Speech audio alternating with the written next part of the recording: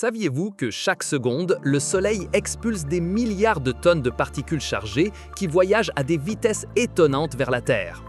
Cette fureur cosmique pourrait priver notre planète de son atmosphère et anéantir la vie s'il n'existait pas un bouclier invisible qui nous protège. Ce bouclier est, ni plus ni moins, le puissant champ magnétique terrestre, une merveille dynamique qui est générée au cœur de notre monde. Son existence est si vitale que sans lui, la vie telle que nous la connaissons ne pourrait tout simplement pas se maintenir à la surface de la Terre. Mais comment ce champ invisible parvient-il à dévier une énergie aussi colossale provenant de l'espace?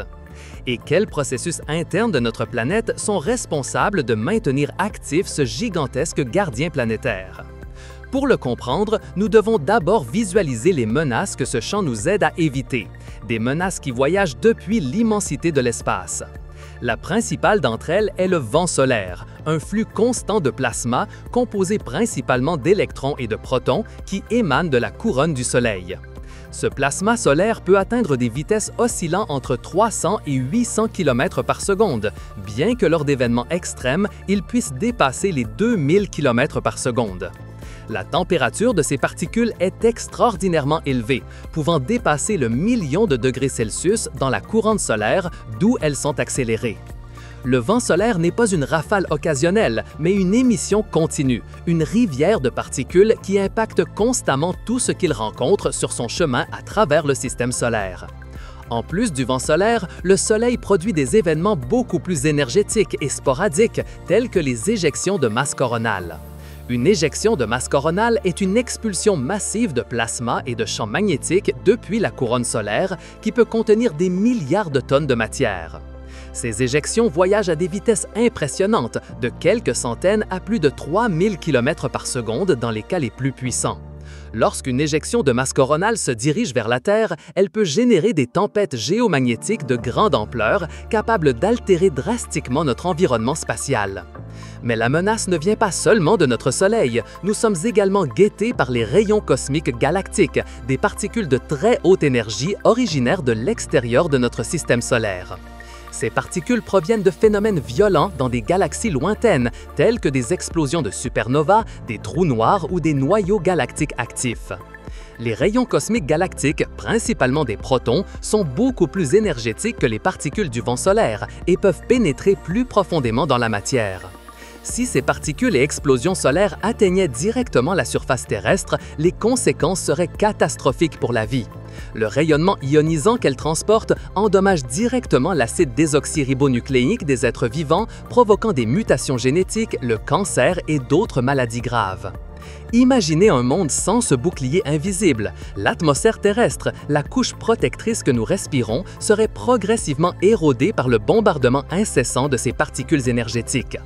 C'est précisément ce qui est censé être arrivé à Mars.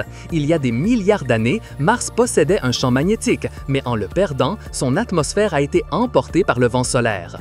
Aujourd'hui, l'atmosphère de Mars n'est qu'un centième de la densité de l'atmosphère terrestre, incapable de retenir l'eau liquide ou de protéger la surface des radiations. Mais alors d'où vient notre champ magnétique terrestre protecteur? La réponse se trouve à des milliers de kilomètres sous nos pieds, dans le cœur bouillonnant de notre planète, plus précisément dans son noyau externe. Le noyau externe de la Terre, d'un rayon d'environ 2200 km, est principalement composé de fer liquide, avec une petite proportion de nickel et d'éléments plus légers comme le silicium ou l'oxygène. À ces profondeurs, les températures atteignent 5000 degrés Celsius ou plus et la pression est des millions de fois supérieure à la pression atmosphérique. En raison des différences de température et de composition, le fer liquide du noyau externe subit des mouvements de convection constants, s'écoulant en vastes courants. Ces mouvements sont similaires à ceux de l'eau bouillante dans une casserole, où le matériel le plus chaud et le moins dense monte, tandis que le matériel le plus froid et le plus dense descend. Au fur et à mesure que la Terre tourne sur son propre axe, ces courants de fer liquide en mouvement sont déviés par l'effet Coriolis. Cet effet, le même qui influence les modèles climatiques et océaniques à la surface, fait que les courants de fer s'écoulent en spirale et en vortex. Le fer liquide est un excellent conducteur d'électricité, par conséquent, son mouvement crée des courants électriques gigantesques. Et comme la physique nous l'enseigne, tout courant électrique en mouvement génère à son tour un champ magnétique. Ce processus d'auto-entretien où le mouvement du métal liquide génère un champ magnétique qui, à son tour, entraîne davantage de mouvement et de courant est connu sous le nom de théorie de la géodynamo. L'énergie nécessaire pour maintenir cette dynamo en fonctionnement provient principalement de deux sources internes de chaleur. L'une est la chaleur primordiale résiduelle de la formation de la Terre et l'autre est la chaleur libérée par la cristallisation du fer dans le noyau interne solide. Le noyau interne, avec un rayon de 1200 km, grossit lentement à mesure que le fer liquide du noyau externe se refroidit et se solidifie. Cette croissance libère de la chaleur latente, fournissant l'énergie additionnelle qui alimente la convection et le mouvement dans le noyau externe. Ainsi, le champ magnétique terrestre n'est pas statique, mais une entité dynamique qui change et s'adapte constamment, avec une force qui varie entre 25 000 et 65 000 namotesla à la surface. Son existence génère une vaste bulle protectrice autour de notre planète, connue sous le nom de magnétosphère. La magnétosphère s'étend sur des dizaines de milliers de kilomètres dans l'espace, agissant comme la première ligne de défense contre les particules énergétiques du Soleil et du cosmos. Du côté orienté vers le Soleil, la magnétosphère est comprimée par la poussée incessante du vent solaire, ne s'étendant qu'entre 6 et 10 rayons terrestres. Un rayon terrestre est d'environ 6371 km. Du côté opposé au Soleil, la magnétosphère s'étire en une queue longue et mince qui s'étend sur des centaines de rayons terrestres, comme la queue d'une comète. La première barrière que rencontrent les particules du vent solaire en s'approchant de la Terre est l'onde de choc avant, ou bow-shock. Dans cette région, le vent solaire supersonique ralentit brusquement et se réchauffe, similaire à l'onde qui se forme devant un bateau naviguant rapidement. Derrière l'onde de choc avant se trouve la magnétogène, une région turbulente de plasma chaud et comprimé. Plus à l'intérieur, nous trouvons la magnétopause, la frontière réelle où la pression du champ magnétique terrestre parvient à équilibrer la pression du vent solaire. C'est à la magnétopause que la majeure partie des particules chargées du Soleil sont déviées, forcées de suivre les lignes de champ magnétique qui les éloignent de la Terre. Cette déviation est régie par la force de Lorentz, un principe fondamental de la physique qui explique comment une particule chargée en mouvement subit une force lorsqu'elle traverse un champ magnétique. La force de Lorentz est perpendiculaire à la fois à la direction de la vitesse de la particule et à la direction du champ magnétique. Cela signifie que les particules ne heurtent pas le champ de front, mais sont poussées le long de trajectoires incurvées, les empêchant d'impacter directement notre atmosphère. Cependant, certaines de ces particules chargées parviennent à pénétrer dans la magnétosphère, étant piégées dans deux régions en forme de beignet qui entourent la Terre. Ces régions sont les célèbres ceintures de Van Allen, découvertes en 1958 par le scientifique américain James Van Allen. La ceinture interne de Van Allen est principalement composée de protons de haute énergie et se trouve à une altitude d'environ 2000 à 5000 km au-dessus de la surface terrestre. La ceinture externe, d'autre part, contient majoritairement des électrons de haute énergie et s'étend de 13 000 à 60 000 km d'altitude. Les ceintures de Van Allen agissent comme de gigantesques pièges magnétiques, capturant les particules nocives et les empêchant d'atteindre des altitudes plus basses où elles pourraient représenter une menace plus importante. Ces particules piégées rebondissent d'un pôle magnétique à l'autre le long des lignes de champ, un voyage qui peut ne durer que quelques secondes. Mais qu'advient-il des quelques particules qui finissent par pénétrer la magnétosphère et ne sont pas piégées dans les ceintures? Certaines d'entre elles sont canalisées par des lignes de champ magnétique vers les régions polaires de la Terre, où elles entrent en collision avec les atomes et les molécules de notre atmosphère. Ces collisions excitent les gaz atmosphériques, les faisant émettre de la lumière, un phénomène céleste que nous connaissons sous le nom d'aurore boréale au nord et australe au sud. Les aurores, avec leur rideau de lumière vert, rouge et bleu dansant dans le ciel nocturne, sont une manifestation visible de cette interaction protectrice. La couleur de l'aurore dépend du type d'atome excité et de l'altitude à laquelle la collision se produit. L'oxygène atomique émet de la lumière verte à des altitudes plus basses, environ 100 à 300 km, et rouge à des altitudes plus élevées, au-delà de 300 km. L'azote moléculaire, quant à lui, produit des couleurs bleues et violettes, généralement à des altitudes plus basses. Les aurores sont magnifiques, mais elles sont aussi un rappel constant de l'intense bataille qui se déroule dans l'espace lointain que la Terre gagne chaque jour grâce à son champ magnétique. La protection du champ magnétique terrestre est absolument fondamentale pour la vie telle que nous la connaissons et pour le développement de la civilisation humaine. Les radiations cosmiques incontrôlées pourraient causer des dommages irréparables à l'ADN des cellules, ce qui entraînerait une augmentation drastique des taux de cancer et de mutation. Non seulement cela affecterait les humains, mais aussi toutes les formes de vie végétale et animale, altérant des écosystèmes et la chaîne alimentaire. Les organismes vivants ont évolué sous le parapluie de ce champ protecteur. Son absence modifierait radicalement les conditions d'habitabilité. Au-delà de la biologie, le champ magnétique est crucial pour notre infrastructure technologique moderne dont nous dépendons totalement. Les tempêtes géomagnétiques, causées par les éjections de masse coronale qui ne sont pas entièrement déviées, peuvent avoir des effets dévastateurs sur la technologie terrestre. L'un des exemples les plus célèbres est l'événement de Carrington, survenu en 1859, la tempête géomagnétique la plus forte jamais enregistrée dans l'histoire. Pendant cet événement, les aurores étaient si intenses qu'elles purent être vues sous des latitudes tropicales, même dans les Caraïbes et en Amérique centrale. Les systèmes de télégraphe du monde entier furent gravement affectés.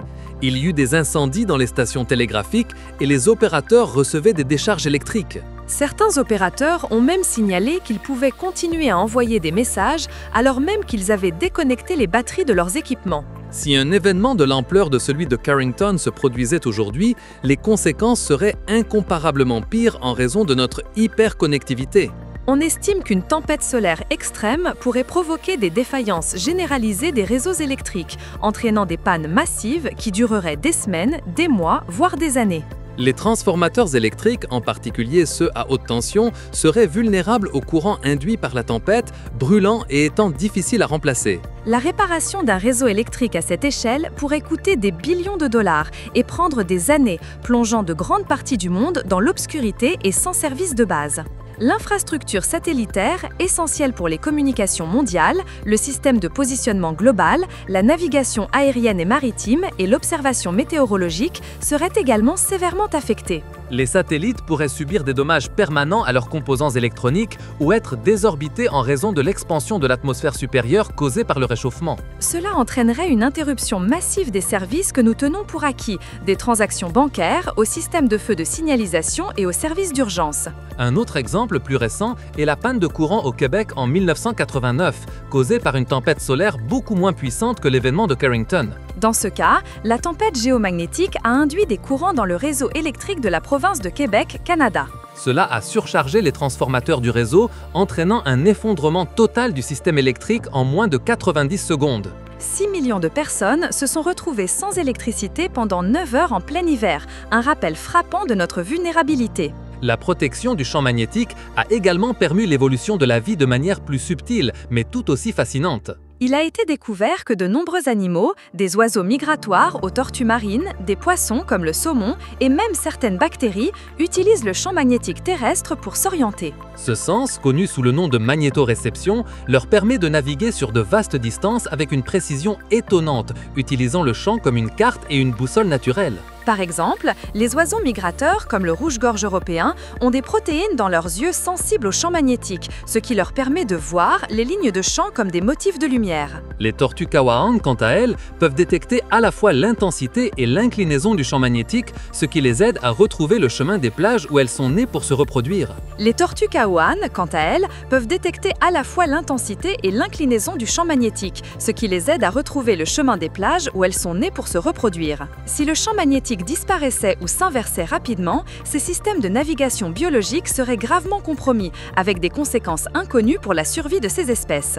En parlant d'inversion, le champ magnétique terrestre n'est pas statique au cours du temps géologique. En fait, il a subi de nombreuses inversions de polarité tout au long de l'histoire de la Terre. Lors d'une inversion, le pôle nord magnétique devient le pôle sud magnétique et vice-versa, un processus qui peut durer des milliers d'années. La dernière inversion complète, connue sous le nom d'inversion Brunès-Matuyama, s'est produite il y a environ 780 000 ans. Pendant le processus d'inversion, la force du champ magnétique peut diminuer drastiquement, atteignant seulement 10% de sa force actuelle. Durant ces périodes de faiblesse, la Terre serait beaucoup plus vulnérable à l'impact du vent solaire et des rayons cosmiques. Cela pourrait entraîner une augmentation significative du rayonnement à la surface, affectant la vie et les technologies d'une manière que nous ne comprenons pas encore totalement. Les études géologiques indiquent que les inversions ne sont pas nécessairement associées à des extinctions massives de la vie, mais plutôt à des périodes d'instabilité et de changements environnementaux. Ludi. Actuellement, les scientifiques observent que le champ magnétique terrestre s'affaiblit dans certaines régions, comme l'anomalie de l'Atlantique Sud. Dans cette zone, qui s'étend de l'Amérique du Sud au sud de l'Afrique, le champ est exceptionnellement faible, ce qui fait que les satellites qui y passent subissent un bombardement de particules accru. Cela oblige les opérateurs de satellites à étendre temporairement les composants électroniques les plus sensibles afin d'éviter les dommages, un rappel de la fragilité de notre technologie. L'affaiblissement actuel n'est pas nécessairement un signe d'une inversion imminente, car la force du champ fluctue naturellement au fil du temps. Cependant, les scientifiques surveillent de près ces changements pour mieux comprendre la dynamique du champ et prédire son comportement futur. Pour ce faire, nous utilisons une combinaison d'instruments terrestres et de satellites spatiaux. Au sol, un réseau mondial de magnétovâtres mesure continuellement la direction et l'intensité du champ en différents points de la planète. Depuis l'espace, des missions comme les satellites Swarm de l'Agence spatiale Swarm de l'Agence spatiale européenne ou les sondes Van Allen de l'Administration nationale de l'aéronautique et de l'espace recueillent des données vitales. Ces satellites mesurent la force et la direction du champ magnétique avec une précision étonnante, ce qui permet aux scientifiques de construire des modèles détaillés de la géodynamo. Comprendre comment le champ magnétique est généré et évolue est crucial pour prédire non seulement les inversions de polarité, mais aussi la météorologie spatiale. La météorologie spatiale fait référence aux conditions changeantes de l'environnement spatial de la Terre, principalement dues à l'activité solaire. Les efforts de recherche actuels se concentrent sur l'amélioration de nos modèles prédictifs pour alerter à l'avance sur les tempêtes solaires et leurs impacts potentiels. Le champ magnétique terrestre est une merveille de la nature, un bouclier invisible forgé dans les profondeurs de notre planète, dont l'existence est aussi fondamentale que l'atmosphère que nous respirons. Il nous a protégés pendant des milliards d'années, permettant à la vie de s'épanouir et à la civilisation de se développer jusqu'au point que nous connaissons. Son travail constant et imperceptible nous rappelle à quel point nous sommes interconnectés avec les processus géologiques de notre propre foyer planétaire. C'est une danse complexe de fer liquide en mouvement, de forces cosmiques et de boucliers protecteurs qui culmine dans la possibilité même de notre existence. Si cette incroyable histoire de protection planétaire vous a fasciné, nous vous invitons à rejoindre notre communauté d'explorateurs. Abonnez-vous à la chaîne pour ne manquer aucune de nos profondes explorations des mystères de notre univers. Laissez un j'aime à cette vidéo si vous avez appris quelque chose de nouveau et de fascinant. Partagez cette connaissance avec vos amis et votre famille afin que plus de personnes découvrent l'importance de ce bouclier magnétique. Et bien sûr, laissez-nous un commentaire avec vos questions ou vos réflexions sur le champ magnétique terrestre. Nous serions ravis de connaître votre avis.